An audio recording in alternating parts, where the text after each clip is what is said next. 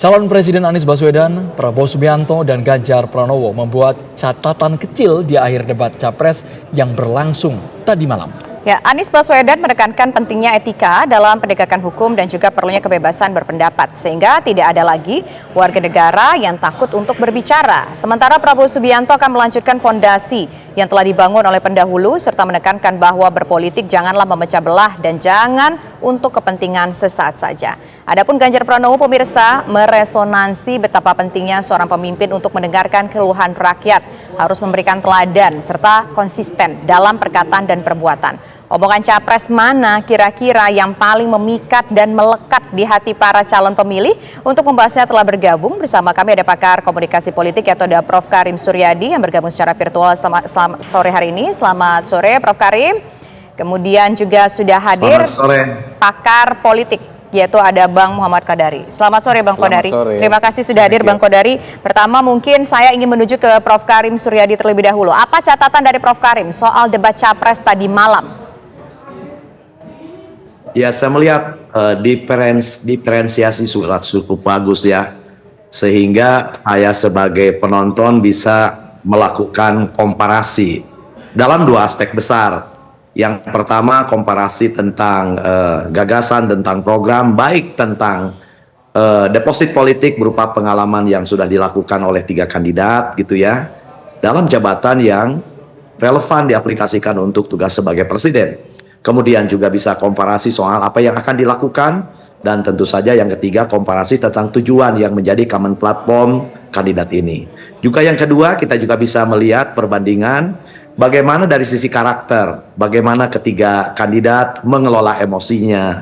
Ya, emosi itu penting, sebab pemimpin itu kan nanti tidak akan mendengar kata-kata pujian saja, tidak akan hanya mendengar berita baik saja, tetapi berita buruk, bahkan kritik, bahkan hujatan mungkin nanti akan dia terima, sebab sekarang zamannya di mana orang itu haus makan informasi, berita dan lain-lain. Yang kedua soal kemampuan kepemimpinan. Ini terlihat dari rekam jejak, dari pengalaman dia, dan dari cara mereka mendekati persoalan, dalam cara-cara mereka menanggapi pertanyaan, dan cara-cara mereka menyodorkan data untuk meyakinkan bahwa jawabannya memang benar dan diterima. Dan yang terakhir tentu saja soal cita-cita, apa yang ingin diwujudkan, apakah hanya sekedar angan-angan, apakah hanya sekedar klaim yang tidak didasari oleh fakta, atau sekedar ya keinginan hanya ngomong begitu saja gitu ya. Jadi menurut saya ini sudah cukup memberikan impresi gitu ya, terlepas dari gaya masing-masing. Dan menurut saya soal selera, soal pendekatan itu kan perbedaannya nominal. Misalnya dalam hal closing misalnya, kalau Anies bilang penting etika, benar gitu ya, karena politik itu kan soal etik dan teknik. Jadi kalau hanya mengutamakan teknik tapi melupakan etik, ya politik akan pincang. Kalau Prabowo mengatakan bahwa penting melanjutkan fondasi kepemimpinan masa lalu, ya itu juga penting, ada dasarnya juga. Misalnya karena negarawan besar sudah lama mengatakan bahwa pemerintah itu seperti roda, kalau hanya rodanya satu tidak mungkin berjalan. Jadi harus ada roda-roda yang lain yang digerakkan oleh sama-sama.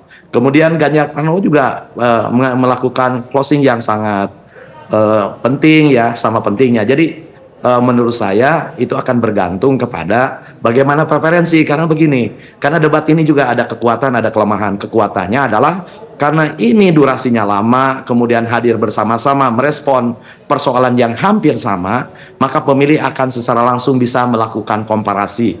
Dan lebih dari itu semua, ini fokus kepada kandidat gitu ya. Meskipun saya punya catatan backgroundnya kurang kontras dan tidak menonjolkan kandidat, tidak agak-agak ngeblur gitu ya. Apalagi di belakangnya banyak pendukung. Saya melihat debat-debat di tempat lain justru membuat jarak antara penonton dengan podium itu jauh, sehingga bagaimana cara kandidat masuk dan keluar gedung itu juga akan menjadi penilaian. Bagaimana dia menguasai panggung juga akan menjadi penilaian, termasuk misalnya contrasting gitu ya.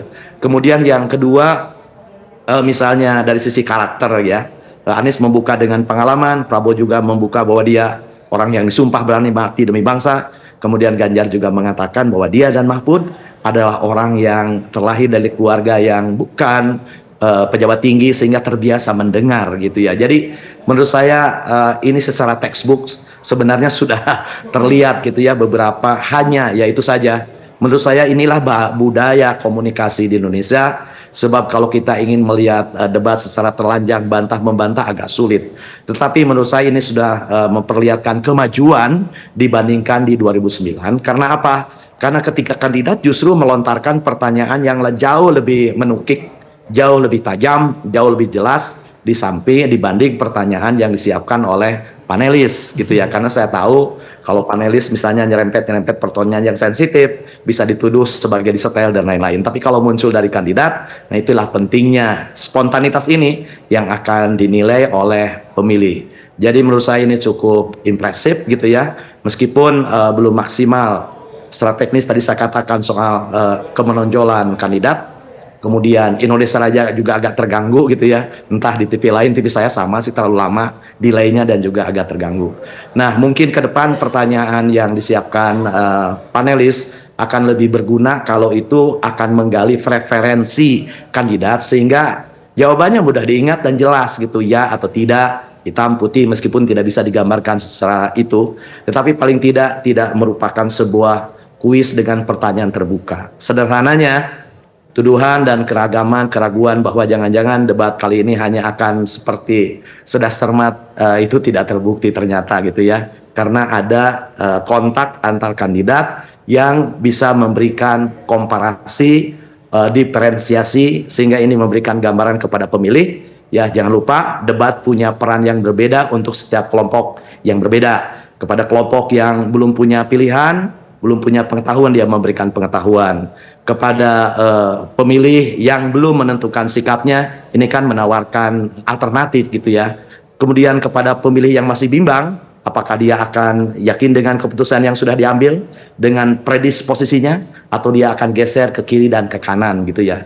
Namun itu semua ya kita akan melihat keterbatasan debat ya umumnya seringnya hanya meneguhkan ya, meneguhkan pilihan yang sudah terbentuk meskipun ada peluang gitu ya untuk terjadinya alternation of power gitu ya, ulang-alik kekuasaan, ulang-alik pilihan di antara kandidat-kandidat yang ada. Menurut saya sih seperti itu ya. Baik, kita ingin dengar juga dari Bang Kodari, apakah satu pendapat sama Prof. Karim mengomentari soal gaya, narasi, bahkan ada pertanyaan-pertanyaan yang lebih menukik ketika diberikan keluasaan untuk para kandidat dibandingkan pertanyaan dari panelis. Sesaat lagi Bang Kodari. Kita harus jeda hanya di Kabar Petang pemirsa.